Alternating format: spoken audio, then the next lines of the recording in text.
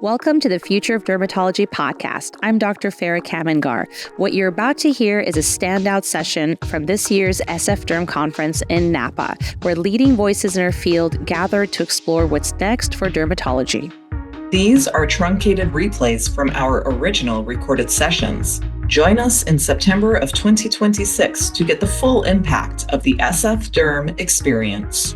So as we get into this question, we really have to understand, well, what are we up against in the United States? What's the pretest probability that a patient is even going to have latent tuberculosis? Well, across all patients in the United States, the prevalence of latent TB infection is only 5%. But across other parts of the world, it's much higher, ranging from 20% to 26%, 6 to 24%. In incarcerated individuals, it's as high as 45%. And watch out, you're all at risk for healthcare workers, it's 28%. Just a couple months ago, one of my latent TB infection positive patients, someone who's seroconverted on therapy, was an ER doc. So certainly there are scenarios where we should be monitoring a TB, but there's plenty of others where we should not. So know what you're up against.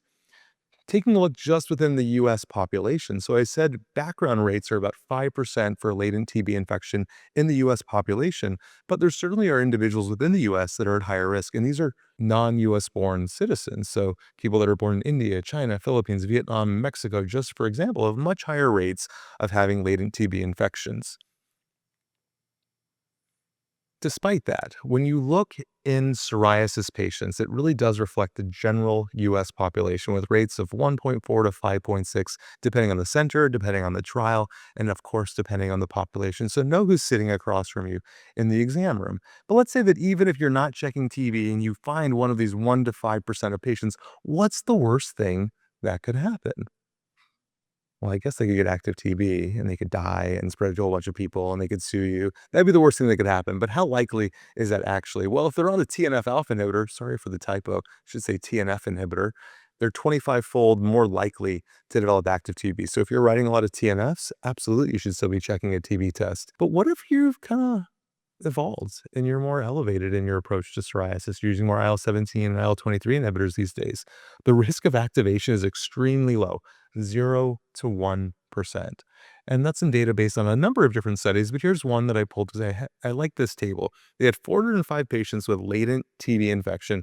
252 actually underwent chemoprophylaxis, so their TB test was positive. They got their 3 months of INH and rifampin or their 6 months of INH alone. But you know what? About 150 of them either didn't complete their therapy or didn't do it at all.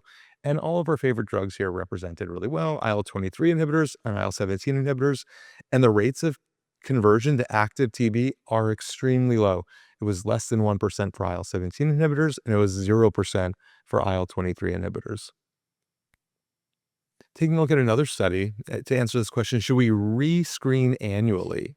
Well, it turns out you don't actually have to check a TB test, even if you're doing it by the letter of law for the majority of your advanced systemics for psoriasis. If you do check every single patient, your odds of finding one latent TB infection in someone who was previously negative is 1 per 420 patient years on biologics. So in this study, all the patients were on anti-TNF. So again, a good reason to check. Those patients are more likely to activate. But 3 out of 4 had traveled to endemic areas and 1 out of 4 had attended an adult daycare. So these are high-risk patients. So probably we could deploy rescreening more appropriately by picking the right patient. In patients that screen negative for TB in another study, at baseline, 2.4% screen positive subsequently with a mean time of 15.6 months to seroconversion. So extremely low rates, really low utility of screening patients annually. Looking at the secukinumab trials, there were 12,319 patients across psoriasis, psoriatic arthritis, and ANX-SPOND that were followed for 5 years. Only 7 newly tested positive for latent TB. When you do the math on that, that means there were about 62,000 TB tests to find, that should say, 7 new cases. Costs a lot of money to find 7 cases of latent TB. In this scenario, depending on the cost of the TB test, it could have been anywhere from $4 to $16 million. So who do we currently screen for latent TB?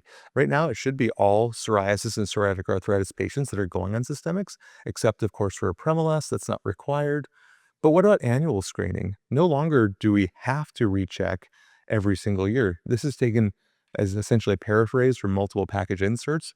where we say we should monitor patients for signs and symptoms of active TB during and after for all IL-17, IL-23 inhibitors, and deucravacitinib. That doesn't mean you need to test them for latent TB, but you should monitor them for symptoms. It's very different than the TNF alpha days, which this is taken right out of the adalimumab package insert, which says patients should be evaluated for TB risk factors and tested for latent infection prior to and periodically during therapy. That's just an important call out. You don't have to recheck annually for your IL-23, IL-17, and deucravacitinib patients.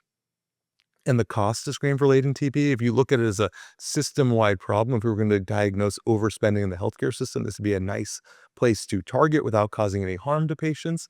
The cost to find one patient with latent TB when you screen all psoriasis patients before initiating systemic therapy is $5,000. This is based on a U.S. cohort of about 3,000 patients, where the total cost of screening all patients was $740,000.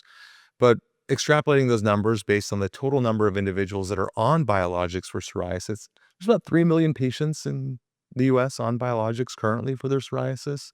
If the average TB test costs $25 to $150 for a PPD, or $66 to $244 for an interferon gamma release assay, we're talking about anywhere on the low end from $75 million to $740 million annually to perform latent TB screening in psoriasis patients on systemics. It's a lot of money. And we think about it again, 5% is the reservoir. Best case scenario, if you have the highest incidence possible, a 5% background rate for latent TB in the US population. And if you're putting those patients on IL-23 and IL-17 inhibitors, we're talking about less than 1 in 100 actually becoming positive. So to get to one patient that would actually activate, you'd have to have 2,000 people on therapy. The numbers are extremely low. We're really, really fishing for the needle in the haystack here. So who should we actually screen? This is plucked straight from the CDC website. We should screen people that are really at risk for TB, and those are people that are higher risk for TB exposure and people that are more likely to develop active disease if they do get exposure. So taking a look at these are folks that are around others with TB, people that are from endemic countries, people that have lived in large group settings like homeless shelters, correctional facilities, maybe skilled nursing care facilities. Of course, healthcare workers, we're all at risk. And then populations that are having an increased disease because of things like alcohol use, low-income populations, and also individuals less than 5 years of age would be at increased risk. And for the other side of it, people that are more likely to develop active disease if they're infected, same thing, HIV patients, patients under 5, people that have been recently infected, people that have a history of untreated or inadequately treated TB, that's a no-brainer. And of course, folks that are on very strong immunosuppressants. TNF inhibitors are not the same as 12 and 23 and 17 inhibitors. Folks that are on systemic corticosteroids greater than 15 milligrams of prednisone, or other immunosuppressive therapy for things like organ transplant, very different than your IL-23 and 17 inhibitors. We can just follow down the line here. There's a litany of different folks, but generally speaking, these are not the majority of our patients with psoriasis. And just for completion, if someone does get latent TB, what do we do about it? Well, I send them to ID, but if you want to be empowered to treat them yourself, which I certainly don't, the dosing is actually really easy. And they can start their biologic therapy 1 month after their chemoprophylaxis has been initiated. Okay, switching gears. It was interesting that, I actually had a patient say this to me about a month ago, and I'd already made these slides, which prophetic in a way. Has anybody heard something similar to this from their psoriasis patients? I see some nods, a raised hand. It's very sad to think that in today's world, with the types of therapies we have that are getting people completely clear 6, 7 out of 10 times, PASI 90s, 90% or more of the time, that anyone has to live with psoriasis and feel this way. And it's no joking matter. I mean, if you just Google suicide and psoriasis, this is the first thing that pops up. So there is help out there, but the help starts in our office, and it starts with us using safe and effective medications that can help our patients get clear skin. What are these folks up against at baseline? Well, they're more likely to have self-injurious behavior at baseline. Patients with psoriasis more likely to have suicidal ideation, twice as likely, more likely to exhibit suicidal behavior, 25% more likely. They're more likely to attempt suicide, and they're also 20% more likely to complete suicide. Their hazard ratios for things like anxiety, depression, and suicidality are higher. And guess what? It's even higher if you have severe psoriasis versus mild psoriasis. And these numbers in different studies that I'm showing here actually get better when you treat patients with psoriasis. Go figure, make their skin better. They feel better about their life. We see the same thing with isotretinoin, don't we? So what do we do? Do we proceed with caution? Well, I think we're forced to, but we should really understand the data to be good stewards of our patients' care.